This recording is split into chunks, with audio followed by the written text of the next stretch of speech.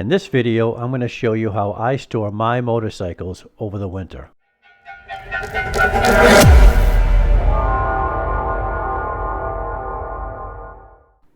Tip number 1, clean it. I clean my bike before putting it away. I give it a thorough wash, remove any dirt, grime, and especially bugs. You don't want any contaminant damaging paint. Tip number 2, change the oil and filter. Fresh oil is crucial for preventing corrosion and ensuring smooth engine performance. Not that the Harley really has smooth performance, but you can also do this during the spring when riding season comes. You don't have to do it before you put it away. Tip number 3, treat the fuel. Stale fuel can cause starting issues and damage engine components. To prevent this, I like to put in a good fuel stabilizer, dump some in the tank, run it for a few minutes so that way it gets down all the fuel lines and into the carburetor, and it'll keep everything protected for the winter. Tip number 4, I keep battery tenders on my bike. The new bikes have alarm systems on them, so they're going to drain your battery. If you keep a battery tender on it, you're not going to have any problem starting it up. Even if you're not going to ride for a while, I put the battery tender on, and then that way it starts right up, doesn't kill your battery, and the battery lasts a long time.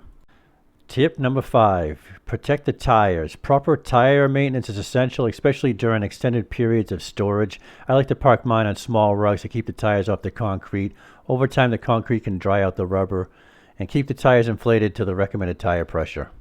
Tip number 6, protect from the elements. I store my bike in a dry, temperature-controlled environment. I don't like to keep mine in a shed or any place that's exposed to big temperature changes. The temperature variation will cause condensation on the fuel tank, the oil tank, the transmission.